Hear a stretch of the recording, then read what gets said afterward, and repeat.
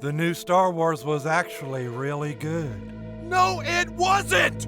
Welcome to Watch Mojo, and today we're counting down our picks for the top 10 times South Park roasted movies. Why would Spielberg and Lucas do this? Come on, let's go! Why are they doing this? Just run! For this list, we'll be looking at films this mountain town-based show chose to tear to pieces, either through an outright parody or just plain old insults. Have you ever been surprised by a South Park roast? Flame us down below in the comments. Number 10. Every Underdog Sports film. The majority of films from the sports genre have always been plagued by a somewhat familiar plot. An underdog athlete or a team gets thrown into a competition that they have to win in order to save the whatever. This time, if he wins, you get your dad to not close our youth center. What? Who doesn't love an underdog story? Unfortunately, the genre has become so saturated that the tropes that are commonplace in these films have become somewhat cliche. From just a beginner to a pro, you need a montage. South Park took a direct aim at these films with their Season 6 episode, Aspen. Stan is portrayed as the hero, but doesn't want any part of it. Despite being roped into a competition, the show does a fantastic job of mocking these films. Stan, you can't let that Tad guy get to you. Screw him, dude. Dude, he's got Heather. You don't even know Heather! Number 9. The Passion of the Christ. Any movie about the struggle of a major religious icon was bound to bring controversy. Sidestepping the entire real-world drama of this film, South Park found a hilarious way to both drive home the film's message whilst still roasting it. I think if more people saw The Passion, they'd have faith in Jesus. Yeah, it really guilt trips you into believing. Horribly unimpressed by the film, Stan and Kenny decide that, just like basketball, they want their money back for such a terrible film. This is just like when we got our money back for basketball. Between Stan's commentary on the excessiveness of the movie and Kyle's loss of faith, this episode goes to untold lengths to point out how sometimes things are better left on the page than on the screen, along with the creator's thoughts on Mel Gibson. Kapla! Kapla!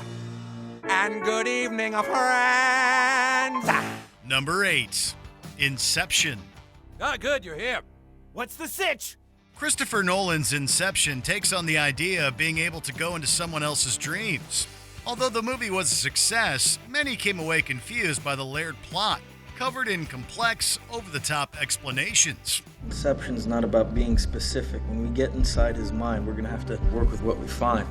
In Season 14, South Park tore the movie to shreds by having Sharon listen to the ridiculous logic the movie follows, only to call out how a convoluted plot does not make something cool. Going to multiple dream levels sounds like a really stupid idea. You just don't get it because you're not smart enough. Throw in purposely bad background music and a hoarding subplot, and you're left with comedic gold. Excuse me, but I am a sheep herder. It's pronounced hoarder, and yes, you are. Number 7. The Day After Tomorrow. We didn't listen! We didn't listen! There's nothing wrong with making a summer blockbuster that tries to drive home an important message.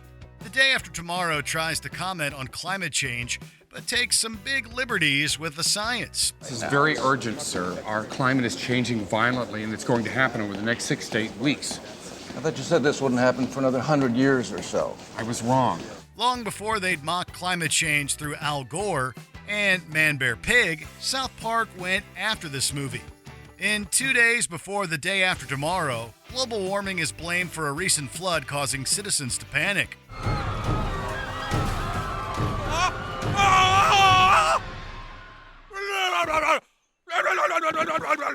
The episode does a great job of mocking the source material by having Randy and others wear parkas in the summer to deal with the upcoming ice age, heavily mentioned in the original.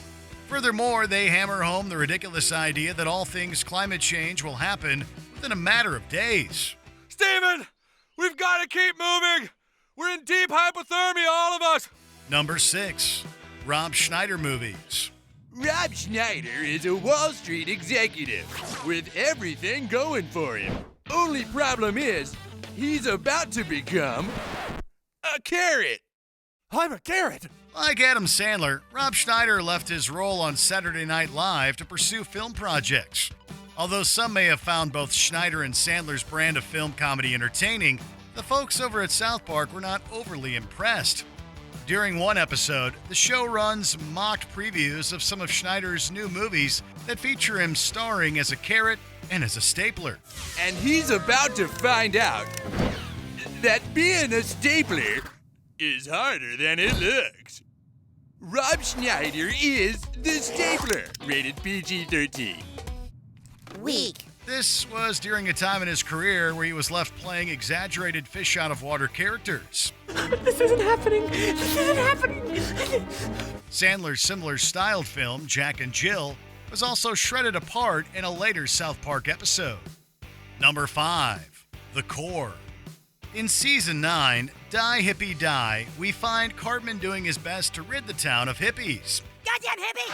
Whoa, dude! Get out of here! Not cool! What's up? As more and more freeloaders appear, his disdain for them rages on, all while everyone else turns a blind eye.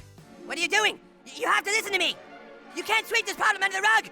The town is in serious danger! When the town is overrun with these people, we watch South Park take a page directly from 2003's The Core, an action-packed story about a team of scientists drilling to the Earth's core to save humanity. Instead of the Earth, Cartman needs to drill through a crowd of hippies to stop their music festival. I've designed a vehicle that can bore its way through even the densest hippie crowd. The pilots inside would be safe from the pot smoke and the crappy music outside. Everything from the planning to the assembly of the team and even the execution of the drill mocks the ridiculousness of the film in humorous fashion. Number 4. The Perfect Storm. George Clooney is a huge fan of South Park. He's famously made hundreds of copies of the show's original The Spirit of Christmas short film and has even voiced characters in both the show and the feature-length film. Son, I have some bad news. We accidentally replaced your heart with a baked potato. You have about 3 seconds to live. But as smug clouds, made from people who believe they're better than everyone else, come together in South Park, it's a perfect storm. The perfect storm of self-satisfaction. Mocking both the film of the same name and Clooney's infamous Oscar speech. It's far less on the nose than many of our other entries, but still worth mentioning. Thing about winning an Academy Award, it always beats the snow. We are a little bit out of touch in Hollywood rights when it wasn't really popular. Number 3. Every reboot and revival. Remember Addicts? Remember Ghostbusters? Let's face it, today it seems unless you're part of an already existing franchise, many film projects have spawned out of the reboot/remake/revival trend. The problem is that often many of these reboots are terrible and sometimes taint the original. Maybe some people enjoy nostalgia and going back to what feels comfortable. South Park took clear aim at the entire reboot culture with the introduction of member berries.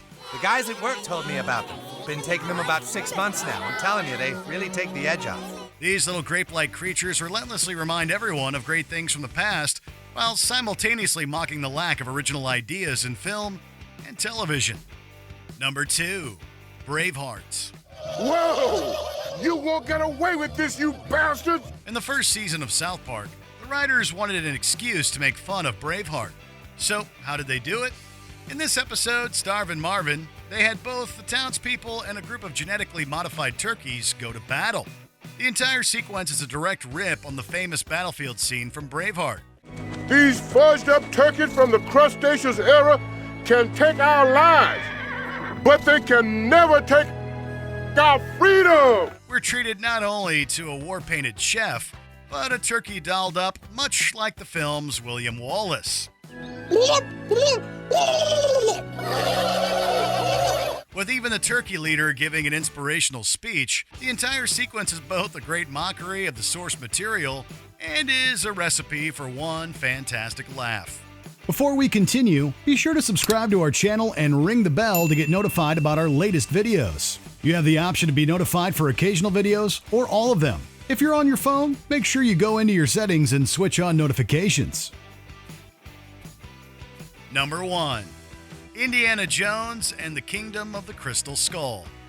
When the fourth Indiana Jones movie was released, there was a lot of criticism around much of the plot. I want to know. Tell me. I'm ready. I want to know. Many fans who had been waiting years for the return of the whip-cracking hero found themselves disappointed. One such person was South Park co-creator Matt Stone. While discussing the film's assault on the iconic franchise during a writers' meeting, Trey Parker began piecing together an episode that would shred the movie to bits. I can't watch. Let's get out of here, Kyle. Never in the entire lifetime of this show has a film received as much angst as it did in Season 12's The China Problem. No, what are you gonna do to him? We can only imagine what they thought of the most recent film. Did you enjoy this video? Check out these other clips from WatchMojo and be sure to subscribe and ring the bell to be notified about our latest videos.